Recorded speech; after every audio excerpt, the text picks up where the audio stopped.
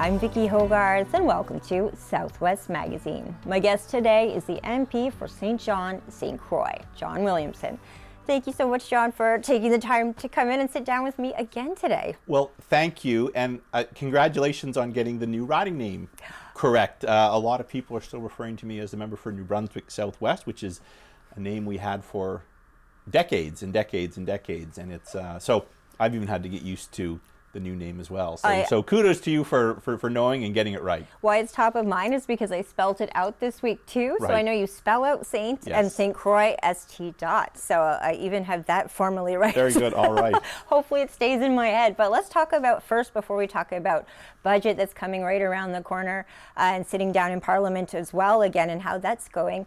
Let's talk a little bit about the peace plan in Gaza and your perspective on everything that's going on over there. Well, this, look, I think it's has broad support. This is a remarkable plan that has brought together leaders of Arab and Muslim countries, as well as Israel, Western powers as well, countries as well, under the leadership of President Trump. And it's being, I think, rightly viewed as a historic agreement. If just in the last couple of days, we see the fighting has stopped. The living hostages have been returned. Aid is flowing into Gaza now. I heard the last couple of days that while the Israelis are resisting opening up further, they're being pressured by the Americans. Israelis are resisting because some of their dead hostages have not been returned yet, which is understandable, but the U.S. is pushing them, I believe, to open up because of the need to get humanitarian in. So it is quite impressive what's happening there, and I hope, like I think most people, that it will usher in peace in the Middle East. But this is a remarkable coalition. It's not just Western powers, but in fact you have a number of regional powers from Arab nations who are supporting this as well. And we're seeing movement. We're seeing pressure now applied to both sides to realize peace. So I think it's very good news. Prime Minister Mark Carney is recognizing Palestine, wants to recognize Palestine as a state.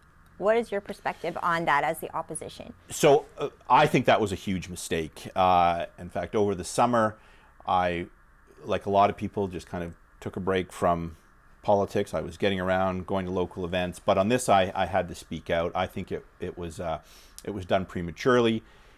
It rewarded Hamas for its attack 2 years ago into Israel. Frankly, I think it's meaningless as well. Canada does not have enough stick in the game. I'd say the same thing that's true of Britain and France, which did the same as other countries. So I think it was a mistake. But I think because of the reality on the ground there, but I think more to the point, Mark Carney was hired really to do one job, and that was to fix and improve our relationship with the U.S., get the tariffs removed, get a trade deal, so we can bring certainty to this relationship. And when you're offside on a tangential issue like that, recognizing Palestine, American lawmakers said this will make a deal with Canada more difficult. So I think it was a mistake even in terms of Mark Carney's primary mission, which is to settle this dispute we're having with the Americans. He said he could do it. He said he was the man to do it. Yet he's failed to do it. He's missed his own self-imposed deadlines to ratify an agreement with Donald Trump. And I recognize the president is difficult to deal with, but not having a deal is now costing Canada investment as well as jobs. We just saw another car company pledging $13 million U.S. in investment, Stellantis out of Brampton. This is on top of Ford Motor Company. Softwood lumber is not being addressed as well. There are problems right across the country. We're now seeing the possibility of negative economic growth. So we really need to focus on that trade agreement. We want an agreement. We encourage the Prime Minister to get it. But when you're off on a tangential issue like that, I think that doesn't help. It's not going to mean no deal, but it's making a deal harder to be realized, I think.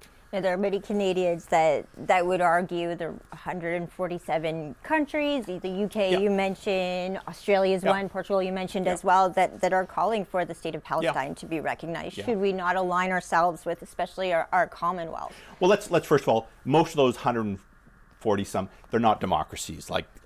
And let's just put that aside. As well, what is Palestine? Show me a map. Where are you going to put your embassy? Who are you recognizing? Are you recognizing Hamas in Gaza? Because they still rule. So it's riddled.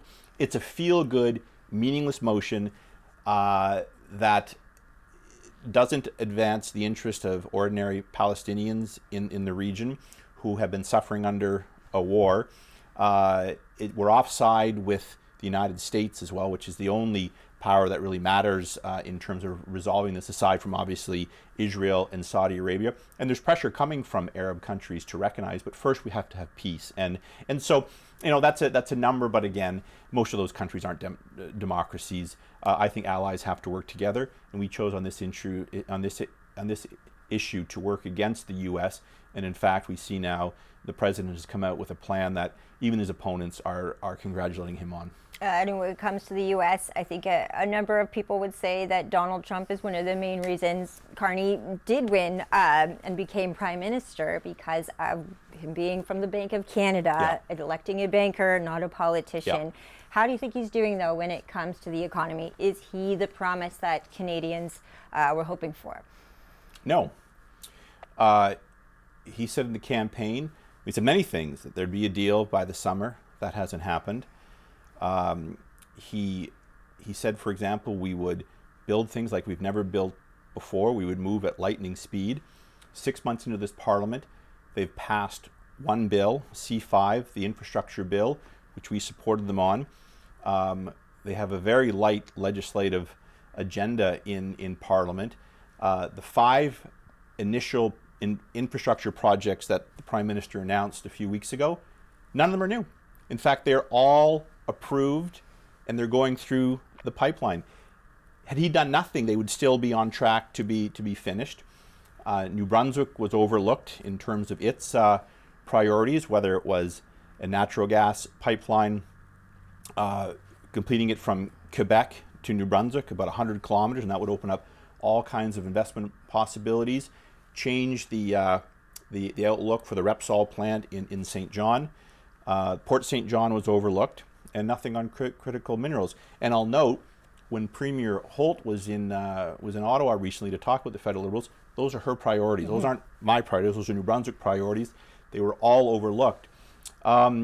We see the economy slowing. We see that the problem is, here's the problem. It's not that, the Liberals keep saying we don't want a bad deal, but as long as there's no deal, nobody is going to invest a nickel in this country when they can put it in the United States again. Because at the end of the day, that's a market of 330 million people. If investors have uncertainty, which they do now, they're not going to invest in this country. We need to get a deal done. And if that means a grand bargain, that includes things like the F-35, a northern seaport, more on border security in exchange for economic security, that's something that we need to do. But no, he's not moved lightning speed. He effectively took the summer off, and as a result of that, Canada is failing. And I say this as someone that wants to see this country succeed. It is why Conservatives supported the government to get C5 through, to turbocharge infrastructure. But we expect new programs to come, new projects to come online, not just to point at what's already happening. So I don't give him a strong grade on this. And then we see a budget that's coming in a few short weeks that, by all indications, is going to spend even more than Justin Trudeau spent. We'll have a deficit that's even higher than Trudeau's projected deficits. And this was an individual who, again, I think a lot of people voted for because they thought he was a strong fiscal manager, given his record as governor of the Bank of Canada as well as the Bank of England. But we see no change here. And we have an affordability crisis in this country. We have crime and chaos in our streets, and we have a deteriorating relationship with the United States, which has not been addressed. And these are all problems. for the government. Those 5 projects you're talking about, I think people at home, the keywords that would be from articles I've read, these nation-building projects is what you were talking about. And they got a lot of headlines. Yes. Locally, federally. But let me give you an example. The big one was the LNG plant through British Columbia. That was actually approved by the Stephen Harper government. Okay. The first, so these are projects that are near completion. They have the regulatory approval. They are being built. They are not projects that are going to bring in more investment or create new jobs. The whole point of Carney's promise was to invigorate this country with projects that the Liberals had blocked for a decade, and so far we've not seen a new project that this government has given the green light to. So it is as if we are just continuing on under the Trudeau vision of the country, and that's a problem. What is the likelihood in the next round? These 5 were ones that were well in the works, especially with Susan Holt. I know you've talked to her a lot about what she thinks could be great projects for New Brunswick. The pipeline, I think, is one many New Brunswickers would be very excited to see, especially given Irving's presence in our province as well. What is the likelihood, especially with having a Liberal government provincially, you think that would be an advantage to having something get off the ground here? So I think it'll be helpful, but let me say first of all, the Premier had a meeting in Ottawa. I've reached out to her. I'm there to help. She invited New Brunswick parliamentarians for a briefing. I don't want to leave the impression that I'm in close consultation with the Premier. We're certainly cordial to one another. I want to see the province succeed, and that soon after she was elected, I did reach out saying I'm here to help. So I don't want to leave the impression that I'm operating a level higher than I am. But she has, I think, a very realistic view about what needs to happen. I know she's working hard to get a green light from the federal government. I don't know if she was disappointed that New Brunswick didn't have any projects in the first go around, because she's been working hard. I certainly was, and I hope that some of these other projects are given the green light so we can move ahead on them. I've reached out to Wayne Long as well, the new minister in St. John, again, offering to help any way I can. And I think it's great that people are talking about pipelines. As you know, I've been talking about pipelines for 10, 15 years now. So I'm glad others now realize just how important these are for our long-term prosperity. How much do you think our economy is hurting? I know there's been this incredible movement across the country. We see this Canada Strong. In a lot of ways, I feel like it's a coming of age. We are having a national identity moment that I think many of us, especially if you've lived across the province, across the country, you know that I've lived in Quebec, British Columbia, here, Ontario, and they are very different. I've always wondered what makes us Canadian, and to see people stand together across the country, not necessarily even having traveled it, has been a really interesting moment to be Canadian. And a positive one. Yeah, and yet I'm sure there's still a lot to fear as far as the economy goes. Where do you think we really stand as we go forward? I think the outlook is not good. I think the unity has been good. Mm-hmm. The sense of camaraderie and patriotism has been good, but we cannot easily replace the U.S. market. We've been hearing since the first Trudeau, we try to diversify, look at markets overseas. It's not easy to do. Whereas the United States has been a reliable market, and that's why we need to come up with an agreement with them. And so I think when people talk about we can just transfer trade routes to Europe or Africa or Asia, I don't think they have a sense of just how difficult that is. And now we're seeing that in terms of job losses. We're seeing that in terms of slow growth, and that will mean lower paychecks or paychecks that don't grow as quickly. It will mean more unemployment. I mean, look, we have a youth unemployment crisis now. Youth unemployment is over 15%. We haven't seen that outside of the pandemic in 30 years. Mm-hmm. So young people are finding it harder to find jobs. I worry it's going to move into the manufacturing sector if we don't get a move on this. Look, since Carney's come in, the tariffs on softwood lumber have tripled. This is not a legacy from Justin Trudeau, who didn't get along with the Prime Minister. This is under Mark Carney's watch. Softwood lumber tariffs have tripled. This is devastating to our economy, to the BC economy, and that unity you're talking about is also beginning to fracture. We have the Prime Minister, who I think has taken a measure of Donald Trump and is trying to get along with him to find a deal. He's putting aside some of the rhetoric he spoke about during the campaign. But now we have Doug Ford, who's now speaking out. We have Premier Eby in British Columbia, who's also speaking out as well, and Quebec. So the unity is fracturing very quickly because all these provincial premiers can see the red light is flashing in their home provinces. Ontario will be in big trouble if they lose more and more of the auto industry, just the same way BC will be in trouble if mills start closing and they cannot export and take advantage of their softwood or their lumber there as well. The same thing with New Brunswick. So premiers are realizing talk is cheap. Prime Minister, it's now time to get a deal and put Canada first and bring some certainty to this relationship with the United States. From your perspective, what's going right when we look at something like justice bill, bail reform, sentencing reform? Is the Carney government getting anything right? I think that some things seem to be in line with conservative thinking on harsher penalties. So here's kind of where I'm at and where I sense the people I represent are at. We want to see the government succeed. We want to give the Prime Minister room to maneuver. So despite all my criticisms, which are sincere and will continue, we want to do what we can for this government to succeed. My concern is this government's just like the last government. I look across the bench, I see the same people talking the same way about EV mandates, which again they've shelled because of pressure from us. We now have an industrial carbon tax, which is quietly rising as well. I mean, gasoline is still 30 to 35 cents more expensive in New Brunswick than it is right across the road in Maine. It used to be 50 cents, so getting rid of the carbon tax was good. But their energy policies is still driving up the prices here. So I think what's good for the government is they're getting the benefit of the doubt from Canadians. And in Parliament, we're trying to make it work.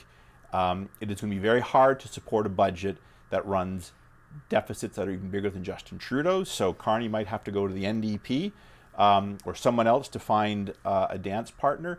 But on issues where we find overlap and where Carney's talking about infrastructure projects that will grow the economy and create jobs and develop Canadian resources, and I'm talking oil and natural gas, where we begin to exploit critical minerals, he'll have our support.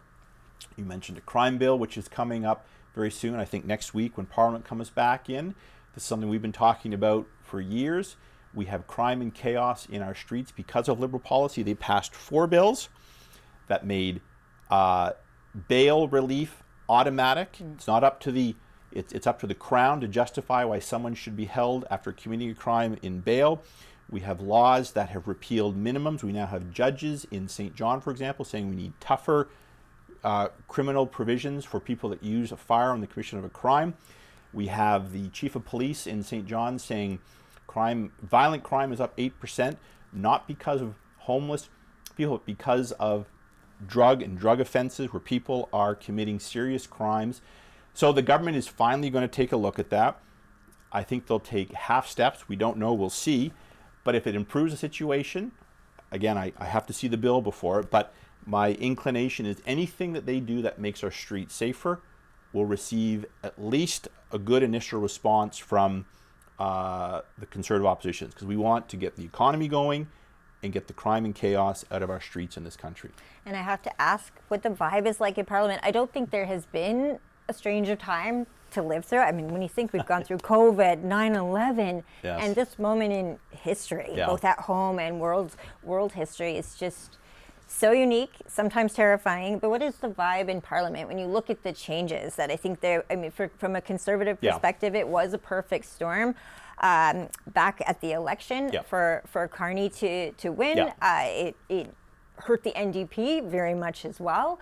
But what does it feel like now with the NDP having the blows they had with Pierre Poilievre, now an MP for Battle Creek in Alberta, back in the leadership role, but people wondering, will he stay in that position? Yeah. So I mean, I think you're right. It was the Liberals timed it perfectly. It was a perfect storm, and I find it very ironic that after 10 years of Justin Trudeau, voters took it out on the NDP, not the Liberals. Justin Singh, of course. Pardon me, Justin Singh. The NDP leader is out. The NDP was reduced to not even party status. Right. The Liberals are back in, albeit under minority parliament. They're feeling good about where they're at. And look, we're getting organized again. It is good that Pierre Poilievre was returned to Parliament with 80-some% of the vote from his by-election. And if anyone that's watching, I think question period again. There's been jousting back and forth, but again, we're approaching it as the official opposition that we're going to hold Liberals are going to hold Liberals accountable, but we'll work with them on areas of mutual agreement. And of course, the Bloc Québécois is kind of the third dance party in Parliament. But as I said, so far, my sense, whether it's on committee or in Parliament, is we're kind of working to hold the government accountable. The government's doing the best they can to advance their agenda, albeit slowly. And I think a big turning point could well be the budget, because that's when people are either going to be satisfied or disappointed. The government's talking both about investment and austerity. Hard to do both, so we'll see where that lands and how they end up spending money and where they're going to find savings as well. So there's a lot of questions, but it's a bit of we're kind of going through a routine. Everyone's trying to figure out where everyone's going to land, and at some point the Prime Minister's going to have to make some decisions about investing and growing, because so far we haven't seen very much. And I think people are getting tired of the talk. We want to see some action. Mm-hmm. And what do you think from the Conservative perspective? What would be the best actions, the priorities to make and take right now? In terms of anything, what is the direction we need to be focused on? If there's actually been a ton of Conservative legislation being proposed the last couple of weeks, because the government has given us so many opposition days because they haven't tabled anything. So we have been putting forward bills on criminal justice, on economic growth, on infrastructure development. So our plan is there, and we've actually been having a very good couple of weeks talking about their agenda, our agenda in contrast to their agenda. So we're hoping that when the government tables their justice bill next week, they photocopy what we've already been talking about. They did that on C5, where basically they said for 5 years, we're going to freeze everything we did the last 10 years so we can get projects through. We didn't think that was the best approach. We think the red tape and all the job-killing legislation should be repealed, but we'll meet them halfway. If they need 5 years, well, we'll hopefully be in government by then. So once we see how well it works, we'll just continue it. But we're there talking about common sense solutions to Canada's problems. They'll have our support. But when they begin to deviate back to the old ways of doing things, EV mandates, higher carbon taxes, soft on crime, all the things they've done for 10 years, they're going to hit a brick wall again. But it was nice to see, though, looking at bail and sentencing, to see some of that, see some of the Conservative ideas in... We haven't seen the bill yet, right. So let's not get ahead of ourselves. Talk is cheap, so... To see some of that maybe potential overlap, yes. Let's say, and maybe that means we could see a country that works together a little more. I think that's the fear. When you look south of the border, when you see what's going on in the U.S. as we film this, the government shut down, and I think Canadians do want to see some level of collaboration. We do like the pushback, but... That's it. Well, the biggest worry, from my perspective, is we import the tone and nastiness in the United States into this country. They've got a congressional system. It is altogether different. We have a parliamentary system. Our system, we don't have government shutdowns. The government of the day has got a lot of latitude to pass legislation. We don't have the gridlock. What I worry about is that nasty U.S. tone coming up into this country. Generally, I don't see it. I find I knock on most doors in most parts of this community, and when I hit a Liberal door, I'm told, I'm not going to vote for you, but congratulations, nice meeting you, and I move on, and it's pleasant.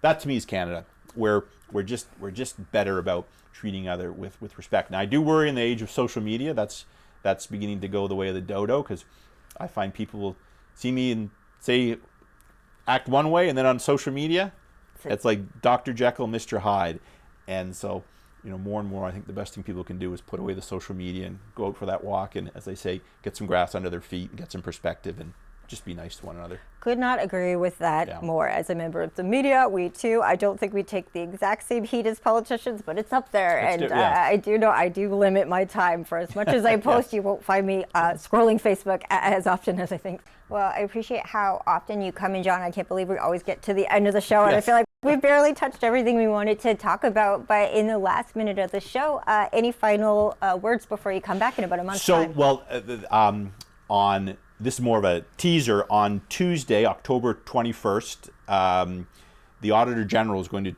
table an audit, an investigation of the CRA's call centers, which have bedeviled Canadians from coast to coast. Trying to get through to an agent has become very difficult. Then trying to get information that is consistent from one agent to another is becoming difficult. And so Canadians who are trying to resolve their tax issues have not been able to do so. So that report's coming Tuesday. I think it's going to be a big report. So I'll be happy to come back on the next recess break in November for Remembrance Day and see you and talk to you about that and anything else that's happening in Parliament. All right. Well, I always look forward to you coming in and appreciate how often you do. Thanks so much, John. Thank you. It's great having you here. My guest today has been the MP for St. John, St. Croix, John Williamson. I'm Vicki Hogarth. Thank you for watching Southwest Magazine.